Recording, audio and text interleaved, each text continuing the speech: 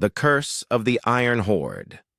They came like a plague of steel locusts, metal beasts from the black womb of Russia, belching smoke and death. The villagers of Hranivka heard them before they saw them, groaning like demons dragging chains across the frozen steppe.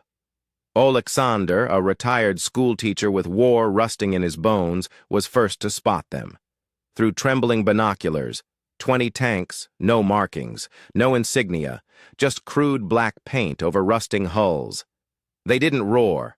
They hummed like live wires sizzling in snow. "They're not tanks," said Father Yaroslav, pale beneath his cassock. "They're iron golems, death machines, souls of the damned." People laughed, uneasily. Then Ilya disappeared, last seen playing near the fields. Only his slingshot was found, snapped and placed neatly on a fence post. Next was Maria, the baker's daughter. Her father swore he saw a figure climb out of a tank at dusk, not a man. A thing shaped like fire and grief, helmet fused to bone, eyes glowing like coal. "Those tanks, they drive themselves," he whispered. At first, no one believed. Then came the drone footage. A Ukrainian drone caught them at night. Grainy thermal footage, tanks gliding through forest, engines off. One turned, tilted its turret up toward the drone, then blackness. Whispers spread. These were the Zalozhniki, the hostages. Russian crews trapped in burning tanks, never retrieved, spirits fused with steel, cursed to roll forever, no longer dead, not alive, weapons powered by rage and refusal. They couldn't die, but they could hunger. They fed on fear. Radios turned to static. Dogs went blind. Phones drained. A field of wheat ignited without fire. They left no tracks, just scorched circles and silence. Alexander remembered what Bohdan told him once in Donbass. Sometimes the land keeps a tally. Every tank, every scream. One day it collects. The villagers fought back. This was Ukraine. Not a land that bows. Partisans came from the forests. Some said they were Azov survivors.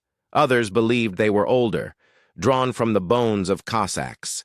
They brought salt, fire, and prayer. Blessed Molotovs laced with holy oil.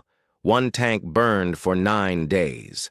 It screamed, metal twisting, a human voice buried deep. A priest identified the sound. The name of the crew, cried in Russian. The land was waking up. But the others returned. Now 44 strong. No headlights, no sound, just dread. They circled the village like wolves. The silos opened. Children launched drones from haylofts, rigged with homemade explosives and curses muttered by babushkas. For every tank destroyed, a spirit screamed and was freed. But not all were released.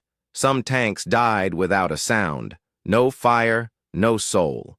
Just vanished, leaving behind a perfect star-shaped scorch mark. The tanks were learning, adapting. Svitlana, a paramedic, radioed from her wrecked ambulance. "They're watching me. The hatch is open, but there's no one inside. Oh God, the metal is breathing." Static. A month later, her wedding ring was found welded into the hull of a tank outside Bakhmut, her name etched beside it. The war had become a ghost story, one written in fire, bone, and rust. But Ukrainians did not stop. Engineers from Lviv developed a device, code-named Night Choir. It broadcast Orthodox chants and children's laughter on Russian frequencies. The tanks recoiled. One wept black oil from its gun barrel. Another drove itself into a ravine and exploded. Then came spring. The Ministry of Defense confirmed 4,000 Russian tanks destroyed. 4,000. Each one a coffin, a curse, a warning, but not the last.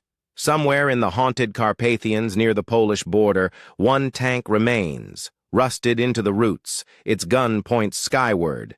Hatch sealed with oak and chains. The villagers leave bread and salt beside it, just in case, and on quiet nights they hear it ticking. Gears turning in the dark, waiting. Because war never ends, not while iron remembers blood, not while steel hungers for souls. Slava Ukraini.